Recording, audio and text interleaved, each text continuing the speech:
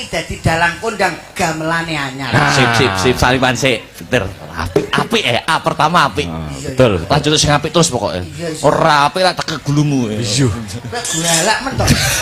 Iki pes cedak calon maratuwa. Hei. Enggak boleh gitu. K. Karakternya hebat. Saliman sik apik tenan ya.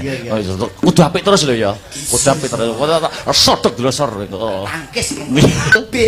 Bagus bocahe. Aduh, apik pinter salimane. Waduh, pinter no kowe. Terus bar B? B. Aneh.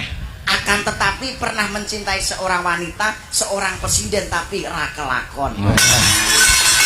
Apik niki Mas padha ae. Apik. Apik iki Mas. Apik mangklekmu kowe. Ya aja nesu to Mas. Kok iso ora kelakon lho. Tapi sing R apik. R kudu apik lho iki. Nggih. Apa R iki? Rajin ibadah. Amin.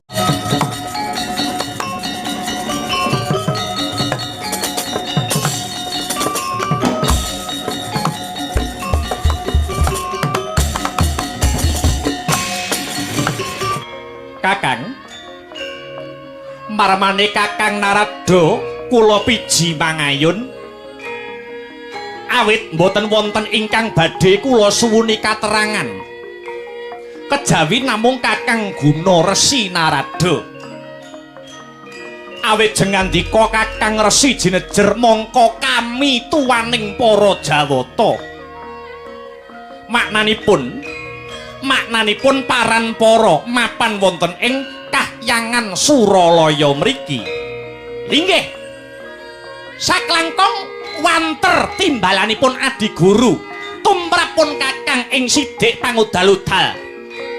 Rene kula sampun marak mangayun wonten wigatos ingkang pundi kok katingal sumengko pengawak bojro.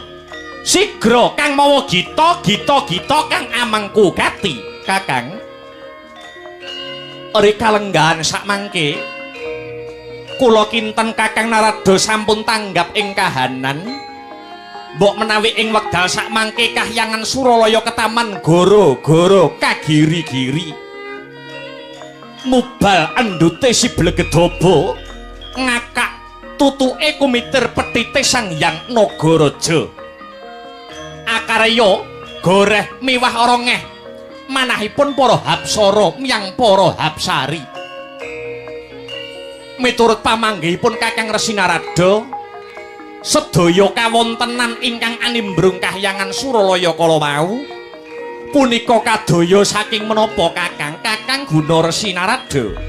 Adi Guru Bathara Narada menika dewa ingkang sampun tuwa sampun jamak limrahipun dewa tuwa kados kula menika ingkang dipun agem lan ugem muhung ngilmu titen kula niteni wiwit duk rumuhun ngantos ing kalenggahan sakmangke adat lupiya menawi kayangan Suralaya ketaman geger pateteran menika adatipun wonten titah ing Ngarcapada ingkang nedeng ateteki Ayoga Brata mahas ing asamun acegah dahar kelawan guling ngantos mahanani kahyangan Suralaya menika Sor Prabowo.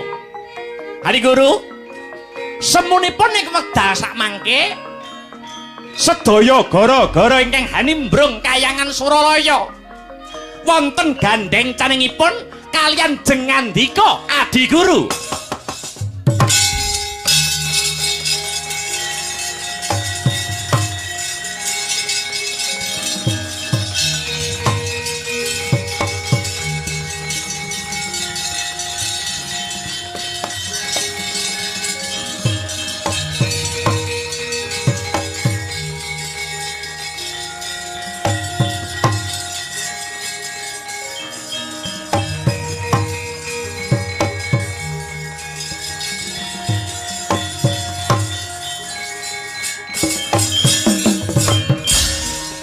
Sarate pandam sumulung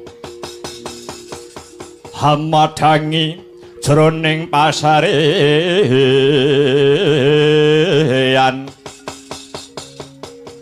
ngenani wadana remuremu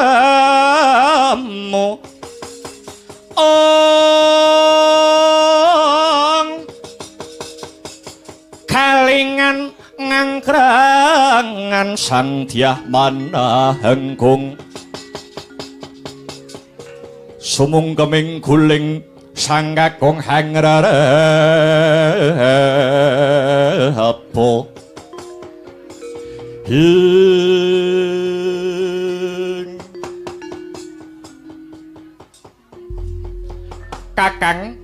Kakang Guna Resi Narada kakang kados pundi Adi Guru jengandika kandha kanthi cetha pratela mbok bilih gara-gara ingkang sumundul ing kahyangan wonten gandeng cenengipun kalian panjenengan ulun inggih kanthi dasar menapa kanthi wewaton menapa kakang mekaten dinten kalenggan sakmangke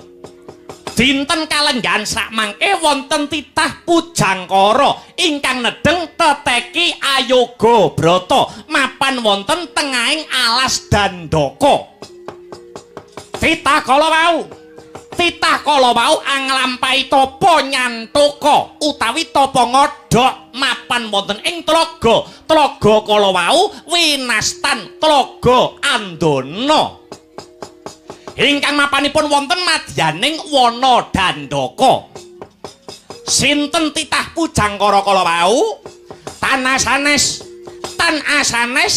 putri mijil saking pertapan Ngagrastina atmajanipun Begawan Gotama ingkang asesilih Dewi Anjani Adi Guru inggih lalajeng gandeng cenengipun kalian kula menika menapa kakang Adi Guru engri kalenggan sakmangke Dewi Anjani nedeng angandhut punang jejabang bayi kang den kandhut kala wau uda kawis sampun meh nawa candra dasa ari utawi wis meh 9 sasi 10 dina maknane kantun angentosi lek ing jejabang bayi Adi Guru liripun maknanipun kados pundi kakang Guna Resi Narada lho napa panjenengan boten mangertos napa jengandika boten tanggap ing swasana kalamun to bayi kang den kandhut kalian putri Ngagrastina nuringgipun Anjani niku sejatine maksih tedhak turun paduka niku janjane maksih anak jengandika piyambak piye to iki jane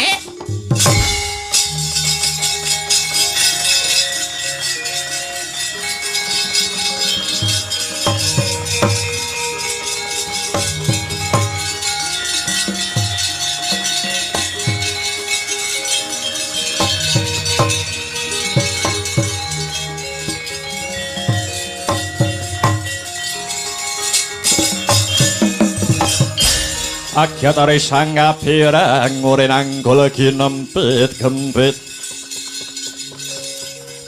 rinanggul ginempit gempit dosa ngarap ananing bawana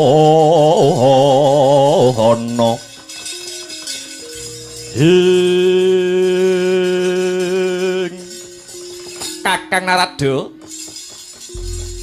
kados pundi Adi Guru jenengandika menika sampun ngawu-awu gawar aja waton kandha ning kandha sing awewaton ing atasipun Bathara Guru menika tetungguling Jawata kok ndarbeni turun kalian putri saking Ngagrastina menika saged mukal tinemu ing akal langka tinemu ing rasa ngene iki lho gethingku wong lanang iki yo ngene iki lho angger bareng ngetengi wong kok mesti ora tanggung jawab iki lho.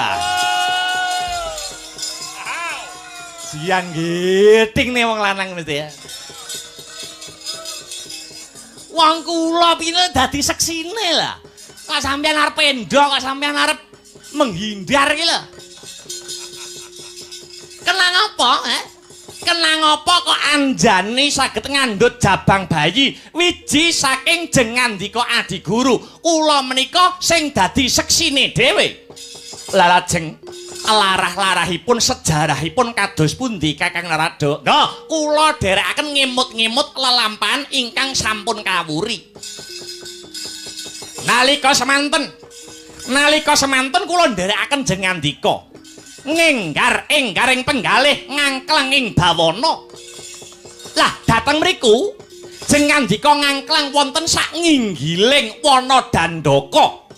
Mboten duga mana wonten madyaning tlaga Andana wonten sipating wanodya ingkang tapa nyantuka asesinjang rikma. Maknane wong wedok sing tapa kala wau, wong wedok sing tapa wuda kala wau, tapa ngodhok utawi tapa nyantuka, maknane tapa uda ora nganggo busana senadyan mung sak lembar wae. Panodya kala wau tan asanes inggih putri Ngagrastina ingkang asesilih Dewi Anjani. Wanita ning pasuryane wanara utawi kethek. Mangertosi kahanan kala wau jengandika kami tenggengen hanyawang dhateng sarirane Dewi Anjani ingkang nedeng hanglampahi tapa ngodhok. Raos paduka ingkang gandrung kepaung, edan kepayang, anyawang endahing badan. Boten ngertos sangkan paraning bilai, paduka ngedalaken tirta kamandanu. Satemah tirta kamandanu paduka tiba wonten godhong asem ingkang maksih enom utawi ingaranan sinom. Saka ora kuwagang godhong asem utawi sinom nadai wujuding tirta kamandanu jengandika godhong asem kala wau dawah wonten pepangkone Dewi Anjani. Kamangka sumpahe wong tapa brata menika boten bakal badhe nedha kang sarta ngunjuk menawi boten wonten tetesing banyu ingkang dawah saking langit. Lah wekasan tirta kamandanu paduka ingkang tinadahan wujuding godhong asem utawi sinom kala mau dipun tedha kalian Anjani, dipun sesep kalian si Anjani. Dadi cekak cukupe Dewi Anjani saged nggarbini inggih awit saking tirta kamandanu paduka ingkang dipun dhahar sareng kalian ron asem kala wau. Bayi kang dipun kandhut Dewi Anjani niku anak paduka Adi Guru. Weladalah.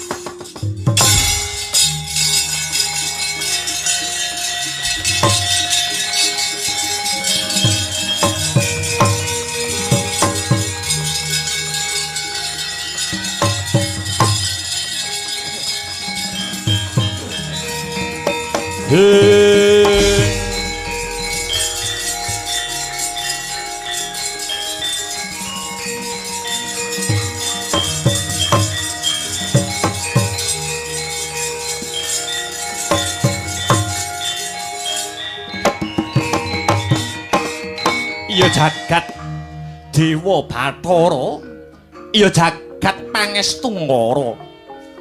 Inggih Kakang, panjenengan ulun sampun kemutan lelampahan ingkang sampun kawuri. Pranyata leres dawuh handika Kakang Resi Kaneka Putra. Syukur menawi mekaten. Sakniki wonten paribasan. Bisa nggelar ya kudu bisa nggulung. Gandeng ingkang dipun kandhut Dewi Anjani menika tedhak turun paduka. Paduka kedah saged tanggel jawab ing resamu kawisipun. Supados boten kedlarung-dlarung gara-gara ingkang hanimbrung kayangan Suralaya Adi Guru. Inggih Kakang, panjenengan ulun ingkang sagah budidaya murih padhanging kawontenan kanthi srana menapa? Kanthi cara ingkang kados pundi paduka badhe hamadhangaken kawontenan? Indra kula wonten dawuh, duh Kanjeng Rama Bungulun, mara coba tindalana Bathara Bayu kinen madhep ana ngarsa ulun. Lho nggih dhateng sendika mangestuaken dawuh Kanjeng Rama Bungulun.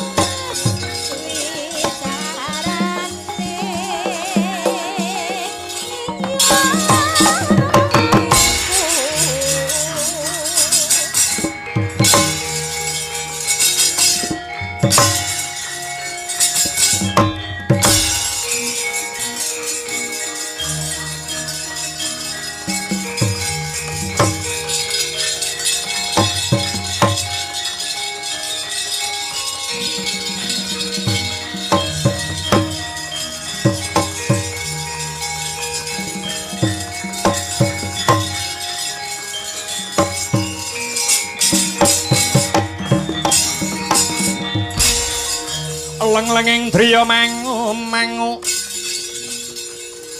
mangun gung kanduhan rimang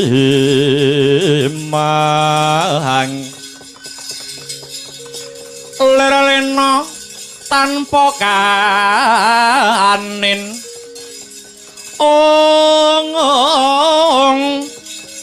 yen tam tulusa mengko sang Dyah Utama sang nata muda wuwusnya angrerapa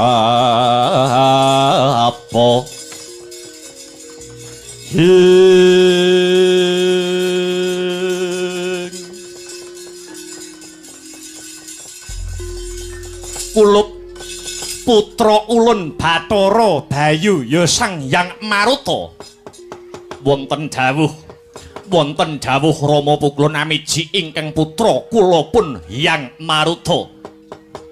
Dina sakmengko ana jejibahan kang kudu ndok tindakake kanthi bener becik. Sumurupa dina iki uga jeneng kita Bathara Bayu tumuruna marang wana Dandaka ya alas Dandaka. Mapane ora ana liya ya mung kejaba ana ing Tlaga Andana.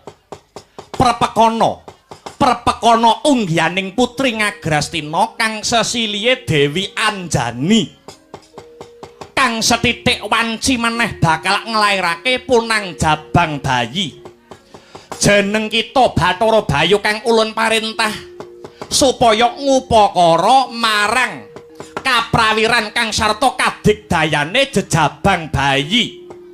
Bayu bares kures blaka suta blak kutang terus terang bayi kang den kandhut dening Dewi Anjani kae maksih tedak turun panjenengan ulun isih anake Bathara Guru. Ulun kepengin duweni putra kang sekti mandraguna pilih tanding sajroning ayuda. Ulun kepengin duweni putra kang kondang kalintang jayaning aprang. Nuwun inggih dhateng sendika mangestakaken Duh Rama Pungulun. Kapan nggonmu budal Bayu? Mboten kitang colok lintang sambung obor rambatan pundak.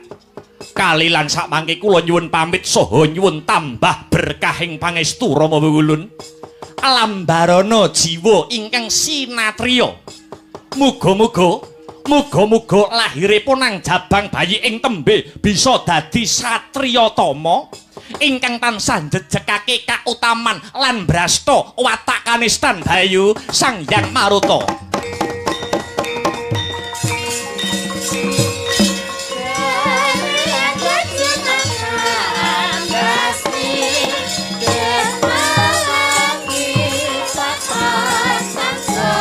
Putus,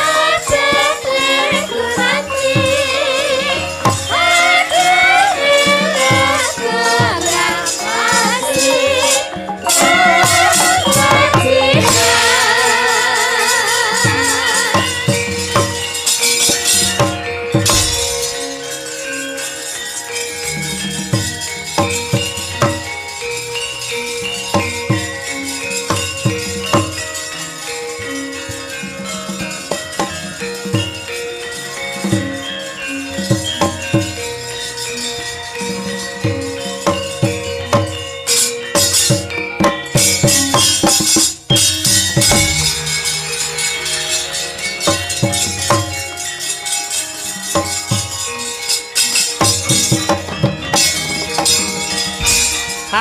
ngawruhi kang tekane tanpa sangkan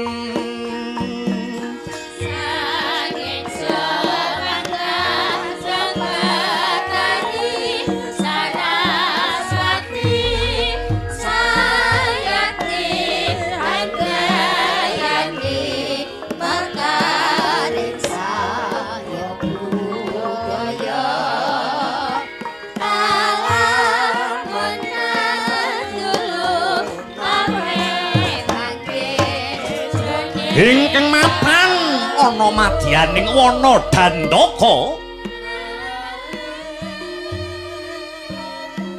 ingkang nedheng taba nyantuka ing tlaga Andana lah menika ta warnane putri saking pertapan Ngagrastina nenggih Sang Dewi Anjani candrane Sang Dewi Anjani prasasat kaya surya ingkang kataweng hima peteng dedet lelimengan awit karana rumaos getun keduwung dening lelampahan kang wis kawuri sekawit Dewi Anjani pranyata putri ingkang sulistya ing warni nanging labet Sang Dewi Anjani rebutan wujuding cupu Manik Astagina kalian kadangira Guwarsa dalah Guwarsi ngantos katiganira salin bleger dadi wujuding wanara ing mangke Sang Dewi Anjani ngestu padha dawuhing ingkang Rama Resi Gotama kinen mangsah teteki Ayuga Brata minangka panebusing dedosan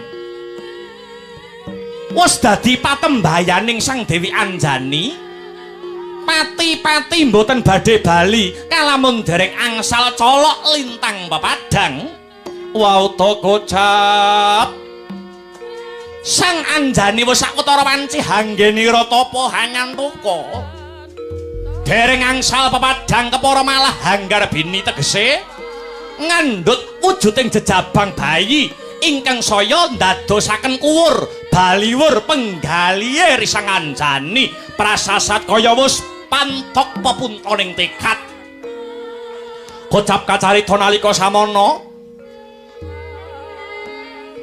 jroning sepiler hasepah samun jroning madyaning tlaga Handana kedadak praptanira Bathara Bayu ya Sang Hyang Maruta Gya hanjogarake ingkang nedheng Hamanguntapa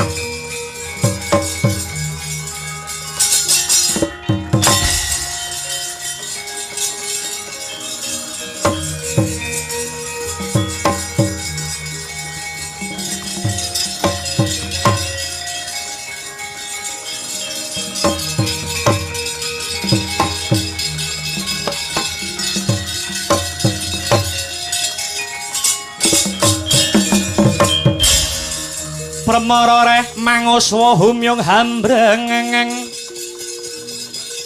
Kati karonaning kaswasih areng marga hamalapkung Are sang gandha wastrat maca lengleng lalu mangu ladi Soraya mangrangsang waya soraya mangrangsang wayah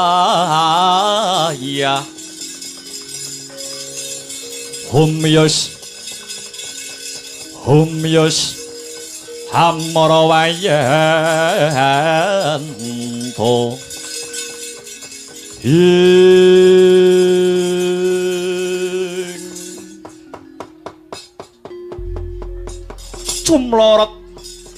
cumlorot saking awiyat mawi kekuwung nitik saking busananipun cengandika menika jejering jawata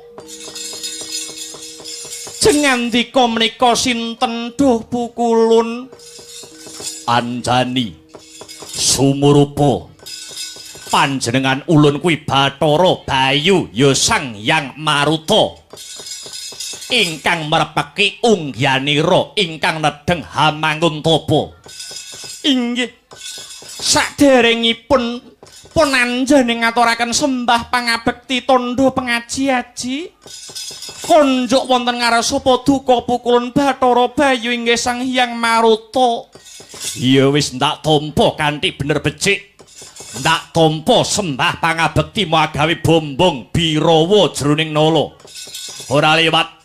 ora liwat pangestuning Bathara Bayu tumuli tampanana he Anjani inggih kula tampi mugi andayaning jimat paripeh duh pukulun teka paduka hanjogaraken angin kula ateteki ayoga brata kula pitados Anjani percaya arawuh paduka pukulun badhe anjabel nyawa kula tumuli kasendal mayang mring kawah candra dimuka sedaya kala wau awit saking agenging dosa kang sarta kalepatan kula anggen kula kawuri wanuh tumindak wani dakah-dakah kepengin handarbeni wujuding cupu maneh asta gina ingkang lugunipun sedaya kala wau Gusti kowe aja kleru panampa Anjani sak temene anggon ulun merepeki marang jeneng kita Anjani ulun Bathara Bayu mung bakal asung pambiyantu marang panandange Anjani liripun maknanipun kados pundi duh Hyang Adi pukulun Anjani dina iki uga jabang bayi kang jeneng kita kandhut wis wancine sumurup marang padanging jagat kabeh iki pranyata wis dadi kodrating Gusti ingkang hanyipta jagat krana bayi ingkang jeneng kita kandhut wis umur udakara nawa candra dasawari mula aja banget nduk getuni lelakon kang wis kebungkur lelakon kuwi adile mung dilakoni panandang kuwi adile mung disandang apa maneh riplungguhan iki jeneng kita Anjani wis pinercaya dening purbaning Gusti ingkang Maha Nasa minangka dadi sasananing wiji sejati ingkang tumanem ana sajroning kandhutane Dewi Anjani anak kuwi mujudake kanugrahan saka Gusti ingkang akarya luka kang tundhone bisa kanggo sarana nerusake sejarah mula lamun putramu iki mengko sembada linairake tegese wis arampung darmamu urip ana Madyapada tumuli Anjani bakal binanjut mring Kahyangan Suralaya minangka dadi jangkeping widodari Anjani tansah marabamaring suksma Sinluksmaya widahya ing ngasepi sinimpang telenging kalebu pambukaning warana taralen saking liyap layap ing aluyut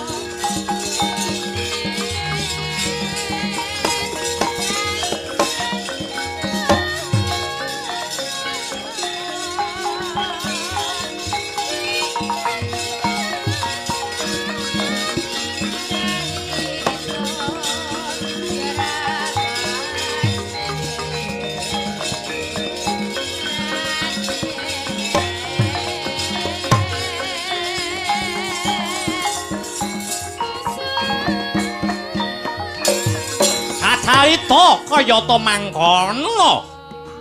Kaya-kaya sinengkakake lairipun nang jejabang bayi ingkang mijil saking guwa garbane Dyah Ayu Dewi Hanjani.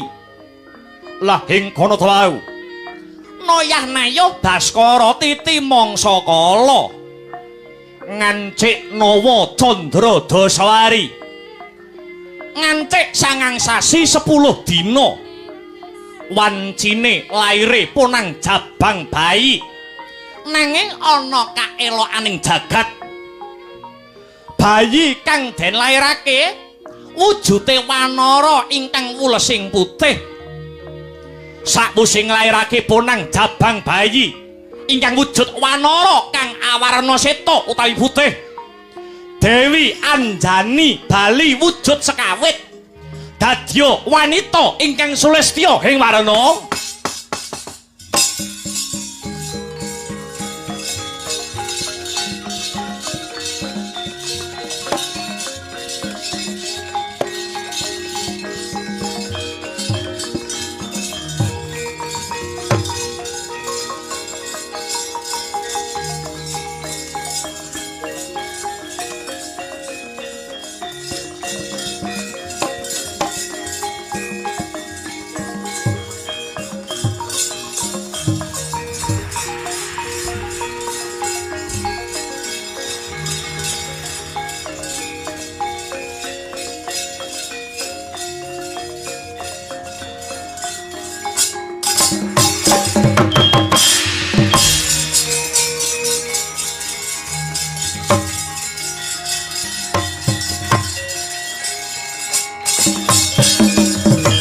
anakku ngger om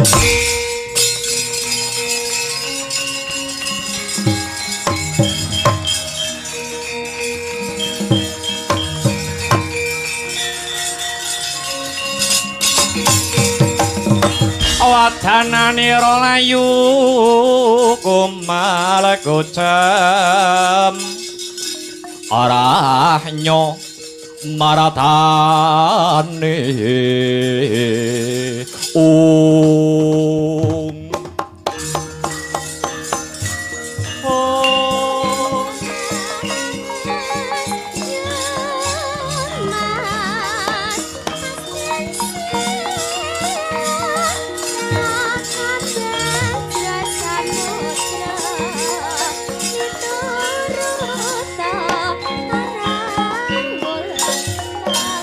kados pundi Daya Wangadi Pukulun teka kedah kados mengkaten panandhang ingkang kedah kula sandhang babaring anak kula wujud Rewanda Kusika Seta pedah menapa kula bali wujud sekawit menawi anak kula nemahi lelakon ingkang rungsit Anjani senadyan anakmu wujude kethek putih nanging anakmu besok diwasane bakal dadi satriya tama ingkang piguna tumrap nusa bangsa kelawan agama mara gage Anjani tinggalen anakmu mring kayangan jeneng kita dina iki diangkat derajate jinejer minangka dadi jangkeping para widodari ana ing kayangan Suralaya lajeng kados pundi nasibipun putra kula menika Daya Wangadi Pukulun anakmu pasrahna marang Bathara Bayu ya Sang Hyang Maruta Bathara Bayu ingkang bakal ngupakara marang anak Anjani supaya dewasane besok dadi satriya sing pepedhingan kang tundane bakal bisa njejekake kautaman lan keadilan ning jagat raya Anjani.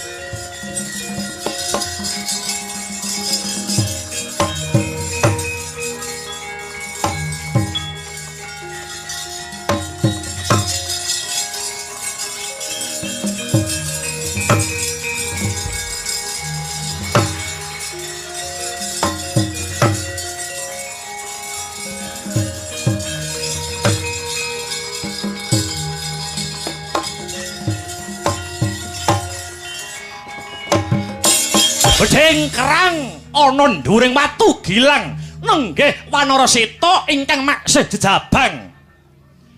Kempaling kang barat lesus samirana prabancana sindung riwut pawana aliwawar gumrubuk swarane yayah bisa nggorekake jagat.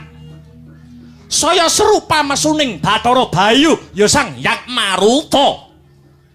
Pinusus kang daya luwih 1000 kekuatan mijil saking kiblat papat 5 pancer saking keparenging Sang Hyang Maha Wikan kadya hamungkus sang jabang bayi manunggiling kasantosan maweh daya gegeter amung sakedheping netra amarengi Bathara Bayu maringaken wujuding aji daya kawijayan cacah wonten kalih inggih menika setunggal aji maundri angka kalih aji pameling kinarya piandeling diri risang jabang bayi kaya-kaya sinengkakake dewasane risang jabang bayi jelek dadi Wanara Seta ingkang gagah prakosa.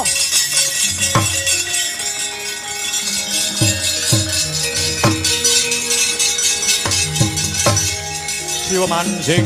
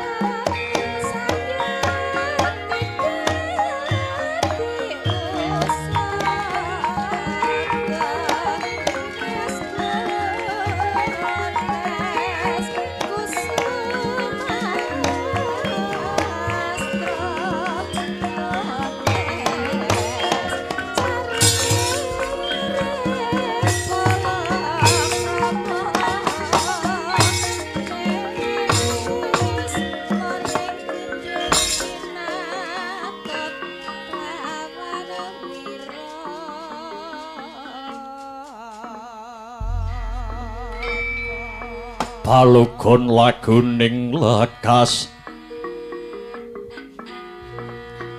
lo kita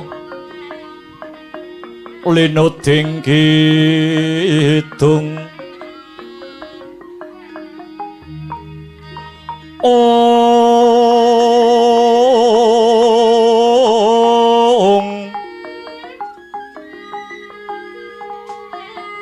kadung kadareng hamomor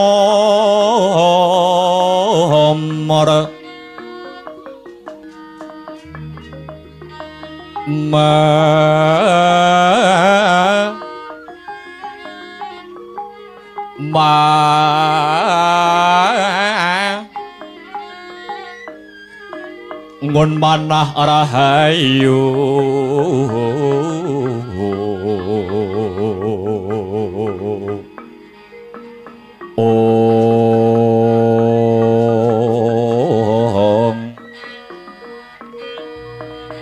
ayu wana tan agolong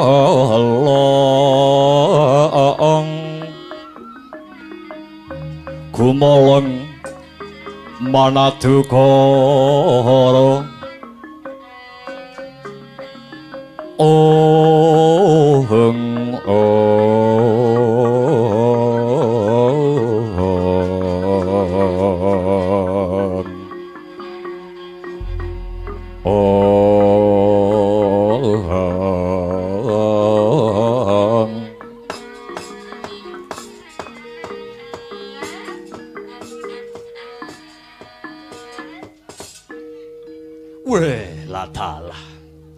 jengandika ingkang paring kasantosan miwah aji jaya kawijayan dumateng kula. Jengandika menika sinten? Sumurupa ulun kuwi dewa, wawisi ulun Sang Hyang Bathara Bayu, ulun dewa ingkang nguwasani angin, dewa ingkang nguwasani maruta. Lalajeng kula menika sinten duh Pungulun? Kowe kuwi wujute wanara kang kusika seta utawa maknane kowe kuwi wujude kethek kang wulesi putih. Nggih. Kula sampun mangertos. Kula sampun tanggap ing kahanan. Awit kula sampun ngilo dumateng kahanan kula mapan wonten ing tlaga pepungkuran kala wau. Mbok menawi wujud kula menika rewanda utawi kethek ingkang ulesipun putih nanging kula saged tata jalma manungsa. Pancen kuwi wis dadi keluwihanmu. Jeneng kita bisa tata jalma tanpa beda kaya manungsa lumrah. Lalajeng nami kula menika sinten Duh Pungulun? Seksenana bumi kelawan langit, gandeng jeneng kita sing upakara panjenengan ulun. Angin sak jagat dadi lantaran kasekten lan kasantosan. Jeneng kita Cabang Wanara, bakal tak weni tetenger Maruti ya Senggono.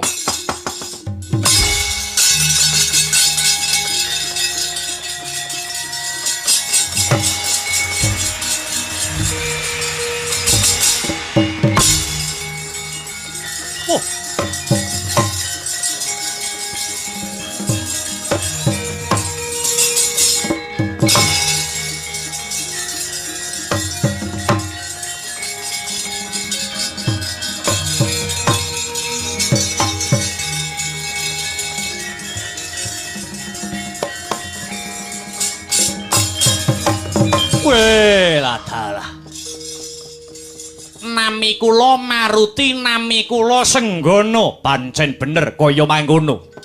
Loh, lajeng ingkang nglairaken kula menika sinten Pungulun? Ibumu jenenge Dewi Anjani. Dina sak mengko ibumu wis diangkat sing dadi derajate. Minangka dadi jangkeping para widodari mapan ana ing Kahyangan Suralaya. Lalajeng menawi bapak kula menika sinten Duh Hyang Adi Pungulun? Munggao Kahyangan Suralaya. Nek pancen bener-bener kowe kepengin ngerti bapakmu kang sejati, munggao Kahyangan Suralaya.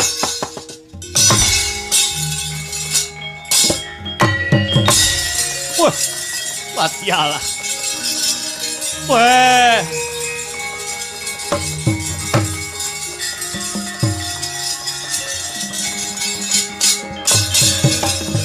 Weh, adalah. Bareng aku takon bapakku sapa malah aku dikon munggah ning Kahyangan Suralaya. Iki piye to ki jane? Kamangka aku ya durung tau ngerti kayangan kuwi manggone ana ngendi. Babar pisan aku durung ngerti. Kaya ngono pukulun Bathara Bayu babar pisan kok ya ora menehi katerangan babagan ana ngendi panggonane kayangan Suralaya. Yo ngalah. Jaman semono kok ya durung ana Sherlock. Iya ta iya. Nanging lamun nitik ngeblase pukulun Bayu munggah ing awiyat mratelekake yen to kayangan kuwi manggone ana dhuwur kono. Ya to ya. Coba tututane playune Bathara Bayu.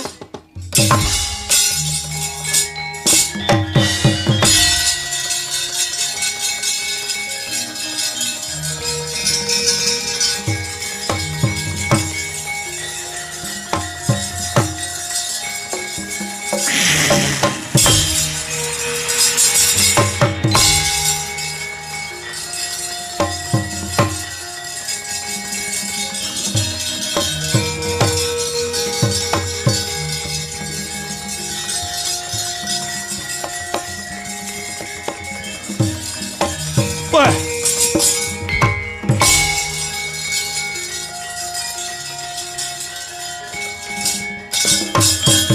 Wah, lah dalah. Edane danan. Iki tek ana kethek kok wul sing putih memplak. Munggah ning kayangan nilar ing reh Trapsila, ninggal ing reh Tatakrama miyang Subasita. Weh lah dalah kene kuwi kayangan Suralaya. Ya yen pancen ngono bener sing tak tuju. Kowe aranmu sapa? Ana wanara bisa tata jalma manungsa.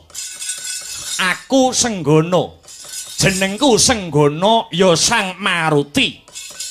Nitik saka busanamu padha karo Bathara Bayu. Apa kowe ya jejering Jawata? Apa ya kowe wujuding dewa? Ya pancen bener aku dewa. Kawisik ulun Bathara Indra ya Sang Surapati. Bathara Indra ya Sang Surapati. Kiblat papat lima pancer dewa kuwi kondange. Lantip sing dadi panggrahitane. Waskita kang dadi paningale dewa kuwi wis ngerti sadurunge winarah. Ya pancen bener Senggono. Dewa kuwi wis ngerti sadurunge winarah. Ya yen pancen dewa kuwi wis ngerti sadurunge winarah, Senggono bakal takon, "Sapa bapakku?" Lho, lah bapakmu jenenge sapa? Aku ya ora ngerti. Piye to ki? Bapake ora ngerti kok entek kok kancane iki lho. Aku ya ora ngerti jenenge bapakmu Jatasi we. Wah.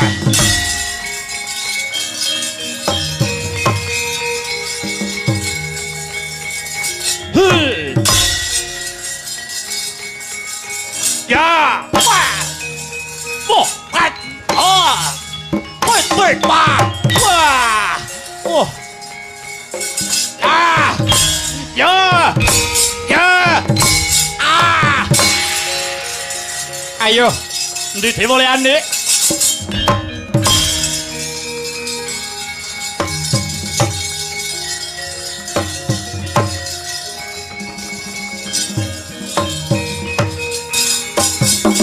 Weh lah dalah. Iki ana dewa nganggo jas abang, ana gambare ndas banteng. Kowe dewa sapa? Aku Brama. Dewa sing nguwasani geni. Kayangan mbok nggunjak-jakan. Kowe unjuk rasa ana ngarepe kayangan Suralaya. Saking ban mbok obong ning ngarepe kayangan Suralaya. Kaca-kaca nduk pecahi. Dewa kuwi wis ngerti sadurunge winarah. Yen pancen dewa kuwi wis waskita, kesdik sing dadi paningali. Aku Senggono, aku Maruti bakal takon. Ya, kowe arep takon babakan apa Senggono ya Maruti? Sopo bapakku? Aku ora ngerti Jatasi. Hi-ha!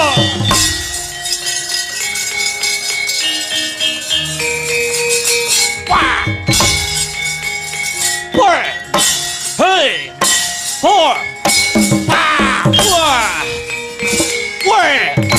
Wah! Hey! Hey!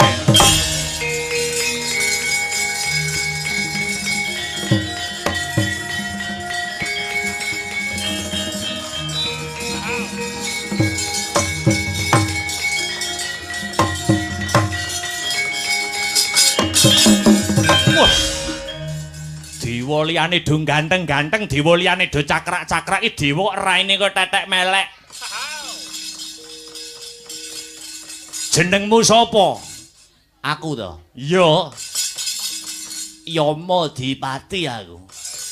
Nek Dewa Indra kae dewa kang wasani mendung. Bayu dewa kang wasani angin, Brahma dewa kang wasani geni. Kowe dewa kewajibanmu apa? Kowe dewa gaweanmu apa? Aku dewa tugasku njabel bayarane yoga. Njabel nyawa, Ding. Njabel nyawa. Njabel nyawane menungso. Nek pancen kowe njabel nyawane menungso, kowe njabel nyawane makhluk ana ing jagat raya, njabel nyawane makhluk ing Gusti. Mara gage cobanen ayo. Jabelen jabuten nyawane Senggana ya Maruti. Daftare rung enek kok. Ya tulisane ora enek. Untuk hari ini ora ana wong mati. Jek sok jek suwe. Pranyata kowe ora bisa netepi sing dari tembung. Ayo aku takon apa? Sing angel pisane maneman utekku nek mikir. Ayo takono sapa bapakku? Aku ndak ngerti jotos pisan. Wah.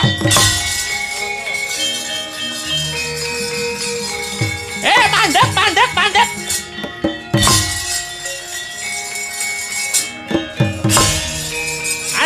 isik.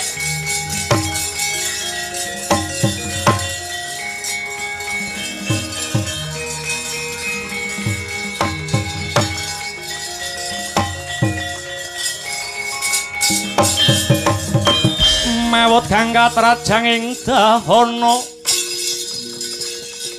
sanggep keprabohan prangkang obroh marekota sanggep keprabohan prang kang obroh marekota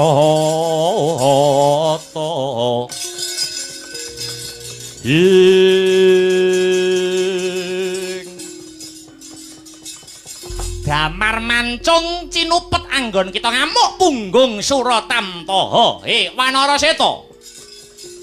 Menggiriyin paduka menika sinten? Kowe takon karo aku. Nggih. Paduka menika sinten? Ana dewa kok kaya ceret. Aja ngenyek karo aku. Nek kowe takon karo aku, ulun kuwi kami tuane para dewa. Mbahwa. Aku Pak kami tuwa ngono. Ngono ta?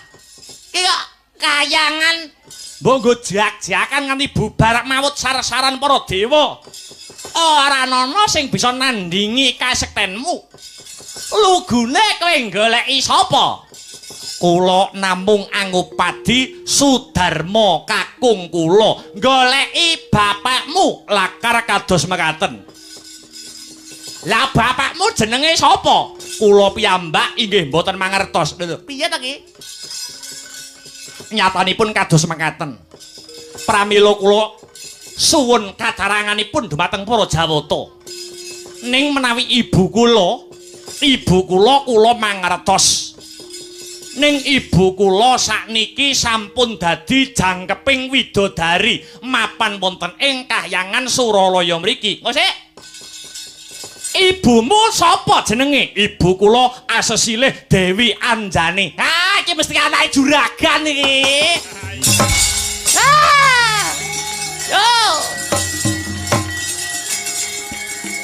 Yo melu aku.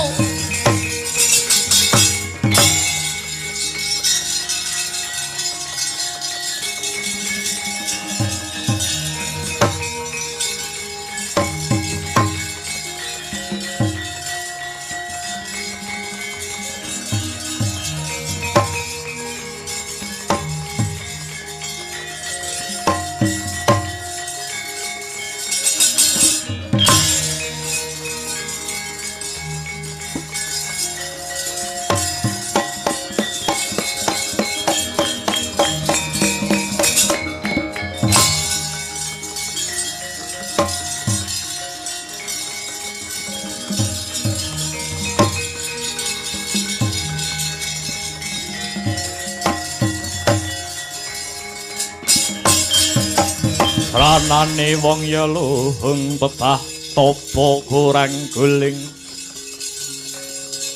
elingo soleh jatmiko hing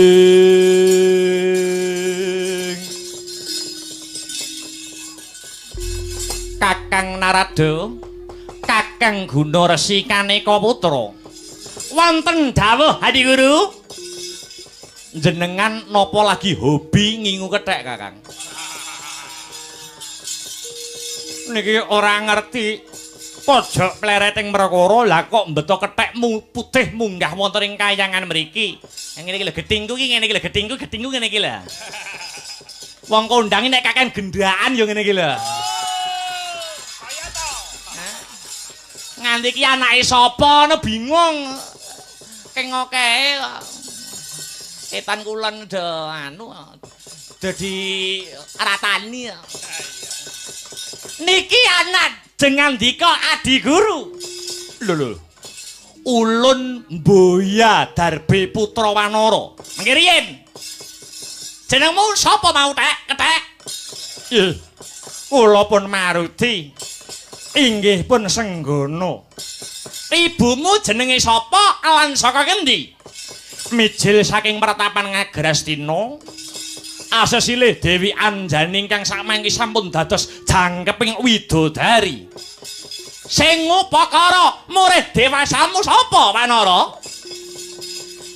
Tanah sanes namung Sang Hyang Pukulun Bathara Bayu inggih Sang Hyang Maruta. Tetange glok kang tanpa warana niki putra panjenengan Adi Guru. Aduh anakku Senggono. Wah.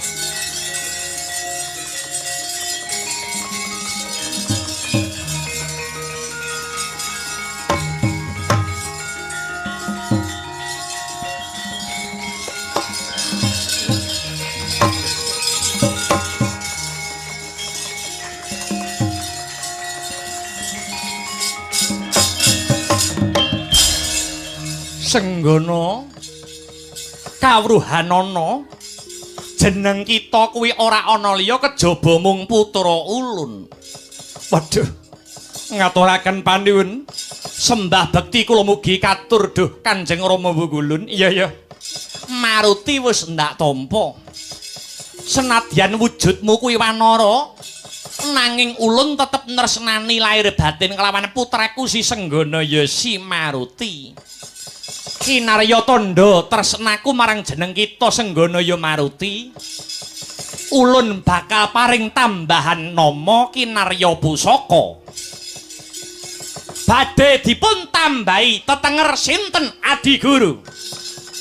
Sineksenan bumi langit gandeng Senggono utawi Maruti punika dumadi lantaran tirta Kamandanu. Ingkang tinadahan godhong asem ingkang maksih enom ingkang ingaranan sinom Senggono badhe kula tambahi tetenger Anoman ya Anjani Putra.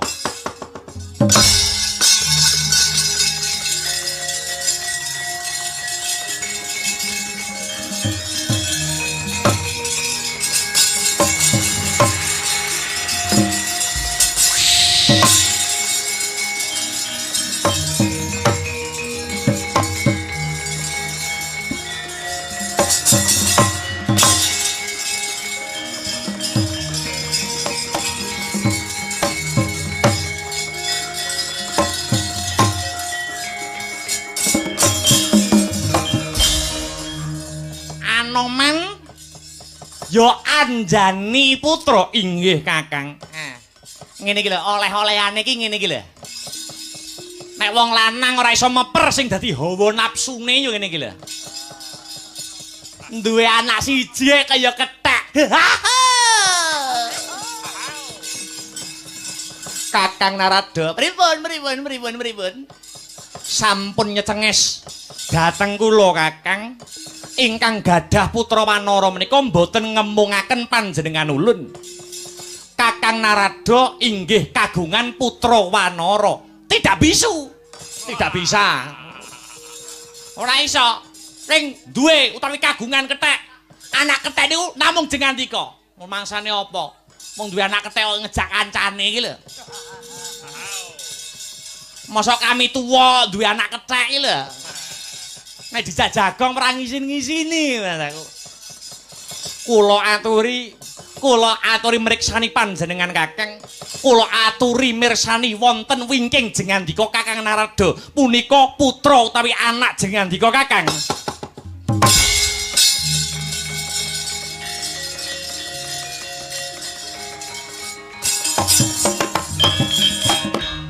Oh, lah silit tenan. Duwe anak kethek kaya cebol kaya aku iki lho. Dedeke kaya sak meter kotor kaya aku iki lho. Nek kono kaya kethek dhuwur, nek kene kok kethek alah ya. Kethek kok kaya ngene. Inu. Bentuke bentuke kaya nganyelke ngono man aku. Kok nganyelne ngaten nggih bentuke nggih menika anak paduka, anak jengandika Kakang Guna Resi Narada.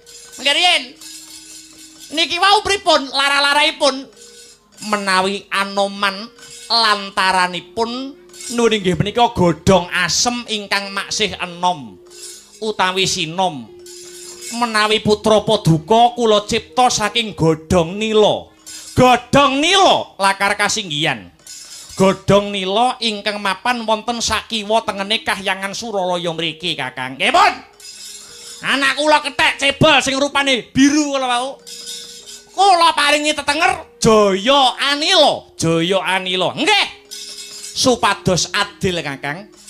Siji dewa duwe anak kethek, dewa liyane dewa kabeh ya kudu duwe anak kethek kabeh.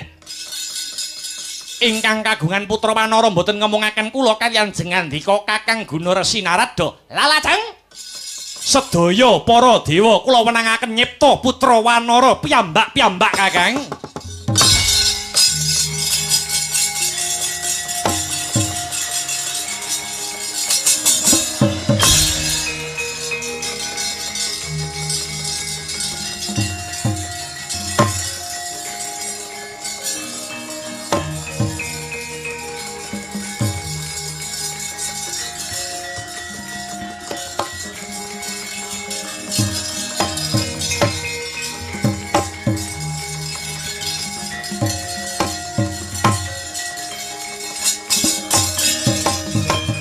Sampun Kakang. Teng Jawi kok amber isine kethek tok. Dewa-dewa sampun muja putra wanara piyambak-piyambak. Ning ndase kok rena-rena, ndase kok dhewe-dhewe. Punika supados pilah kemawon Kakang. Lah dalah. Teng Jawi kula inguk wonten kethek ndase kebo. Punika pujanipun Bathara Indra naminipun Kapi Indrajanu.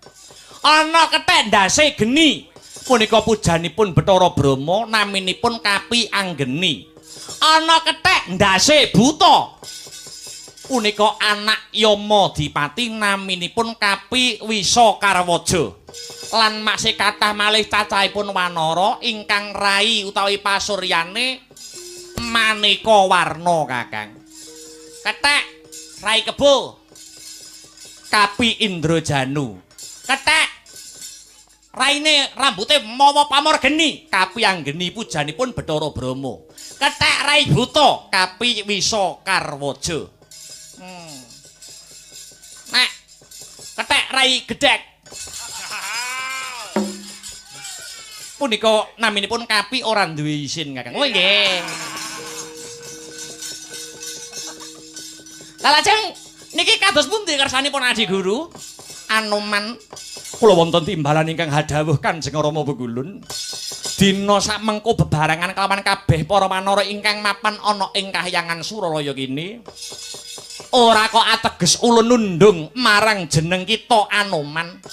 Nanging pranyata ana jejibahan kang kudu ndok lakoni. Jumbuh kelawan kekudangane Bathara Guru marang jeneng kita Anoman. Jeneng kita Anoman bisa dadi satriya tama ingkang tundane bisa njejekake bebener lan njejekake kautaman. Dina sakmengko ulun parentah marang jeneng kita Anoman lan kabeh para wanara muduna muduna mring Madyapada njujuka marang negara Guwa Kiskendhapura. Pakmu cilik kang samengko wis dadi Narpati mapan ana Guwa Kiskendha ajejuluk Narpati Sugriwa. Ya ing kono papan pasuwitanmu lan kabeh papan pasuwitane para wanara kanca ruwangmu. Kanggo srana netepi marang dharma darmaning satriya tama.